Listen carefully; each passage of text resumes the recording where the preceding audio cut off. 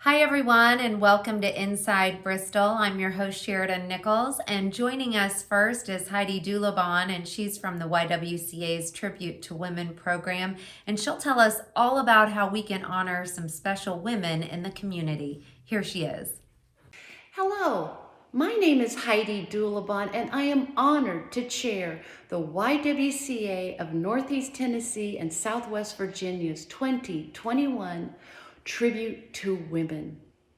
This year, due to the pandemic, we cannot all meet in person. However, our committee has created a new one-time only model, a one-off, if you will.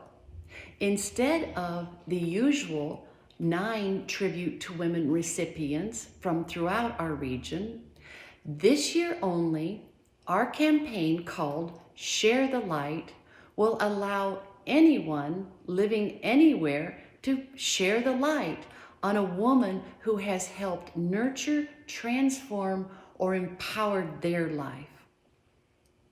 You can do this in honor of or in memoriam.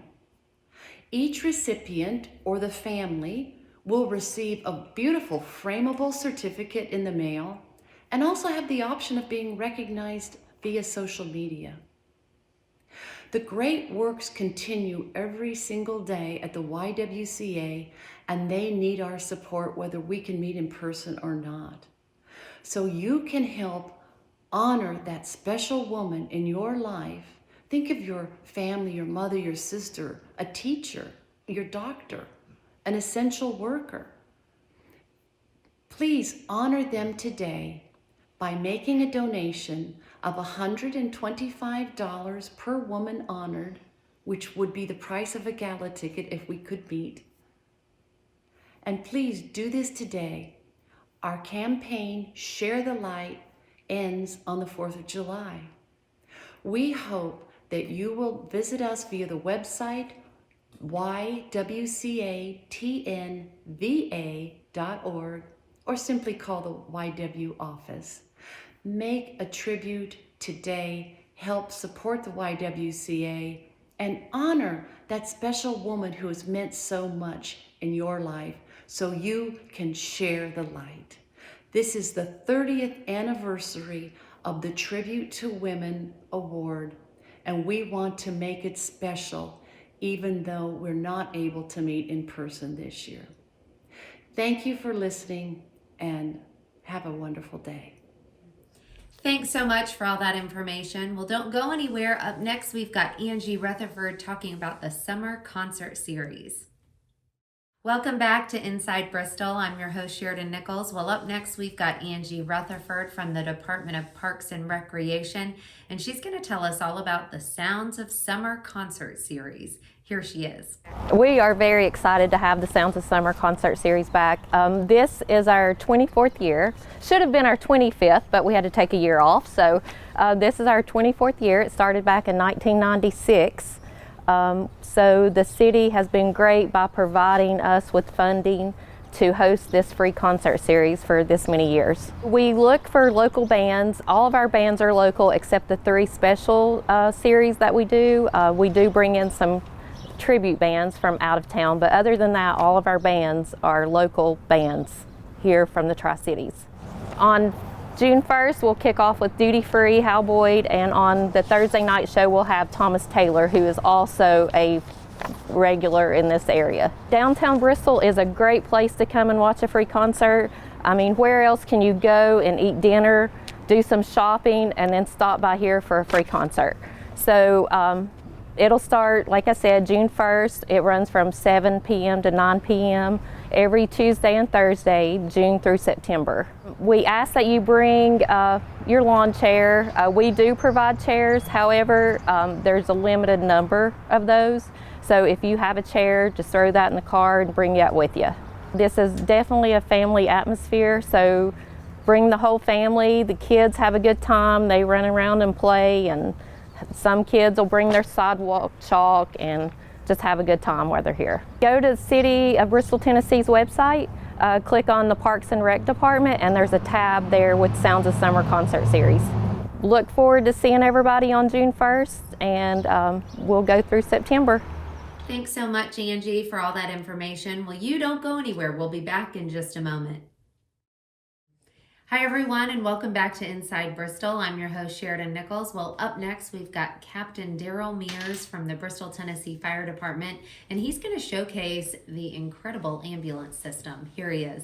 The City of Bristol, Tennessee offers advanced life support, transport, and response to the citizens of Bristol, Tennessee. That means we have 4 ambulances that are always on the road all the time in 4 of our 5 stations.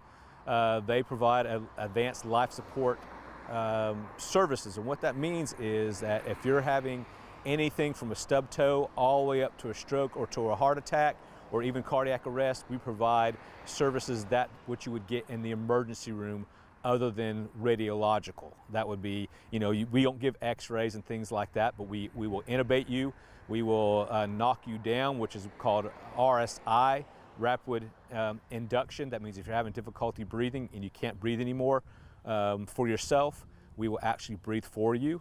We will sedate you and also intubate you. So our services go from basic stuff like a stub toe, maybe a minor cut, to things that require us to keep you alive, for that duration from our time having you to the time that you are delivered to the hospital. Majority of our personnel are advanced life support. That means they are advanced EMT above, all the way up to paramedic and critical care paramedics. We have a couple of those in the department. We have a couple of personnel that have gone even further, that are even flight certified, trained within the department. They have been with flight services before and past. They still carry the training, but they're just in our department and providing ALS transport, ground transport. 80 to 85% of our calls are medical calls. So at any point in time, they are on the ambulance. They run primary fire service related, but majority of our calls are EMS. So they have air packs, they have turnout gear, just like, and they're regular firemen. They get switched around off fire trucks. They go between the fire trucks and the ambulance on a daily basis. Typically new guys are put on the ambulance. The older guys get to come off and stay on the fire trucks because they don't run nearly as much. But at any point in time, they're running EMS calls and they run fire calls at the same time. The good thing about being on the ambulance is the fact that you can beat a fire truck to a fire scene. So if we have a structure that's on fire, typically the people that are going in are your guys that are on the ambulance. So we have to be cross-trained and we have to do everything. There's always a paramedic on the ambulance. Sometimes we might have 2 paramedics on it a certain period of time. Majority of the time, it's advanced EMT and a paramedic, or an EMT basic and a paramedic. Reason that's being is the city carries a Class A rating, which is the highest rating that you can have in the state of Tennessee for your EMS agency. And what that requires is you to have on 90 to 95% of your calls that you have an ALS provider on the ambulance during transport, and we meet every single call. We're 100% ALS all the time. What that means is the fact that the community is getting the best service they possibly can have. I would put our providers against anyone within the state. We have fantastic providers. They're the highest trained. They provide the top-notch service. The city, when we respond and we arrive on scene, you can rest assured that you're getting the best care that you're getting anywhere around here. Even the area hospitals and emergency rooms, they know what level of service. When Bristol, Tennessee brings in something, they know that they're getting the best service provided to that patient prior to us transferring them over to the ER staff. So they should rest assured about what they're getting is when we show up. Like I said, we're advanced life support, so that means we provide services from the basic all the way up to intubating you. If for whatever reason that you have an occluded airway that we can't stick an ET tube down, we have the ability to do a surgical crike on you. That means you've seen it in movies, where people cut the neck and they put a little tube in the neck. We have that capability, and our personnel are trained to even do things like that. So we have, cardiac monitoring. We do 12 leads. Allows us to be able to manage a patient that's having a STEMI, which is an acute myocardial infarction. That means you're having a heart attack.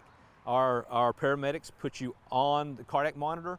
We read the 12 lead, and it tells us whether you're having this injury, this heart attack, and once we read that and we notice that you're having it, then we set into place certain protocols. So those protocols are written by us, the fire department, along with our medical director. And so if those things are starting to show up, then we do certain things that will help alleviate, bring oxygen back to the heart, because that's why you're having a heart attack. You're having an occluded artery around your heart. Then we do things, give medications, we start things that will preclude you getting to the hospital, going straight to the cath lab, and having that occlusion opened up. So we have a tremendous service here.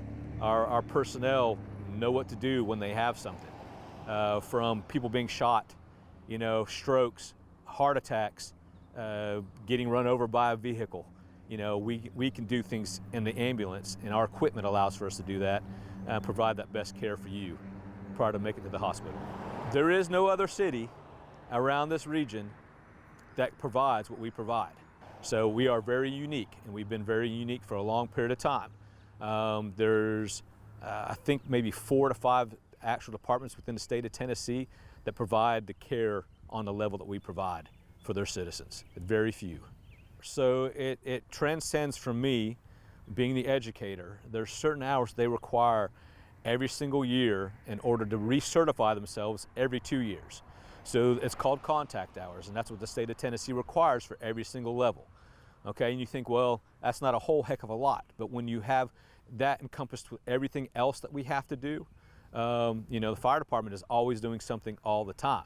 So, making sure our EMS certifications are up, our providers have to be on top of their game in order to get recertified every single year. So I put out the education.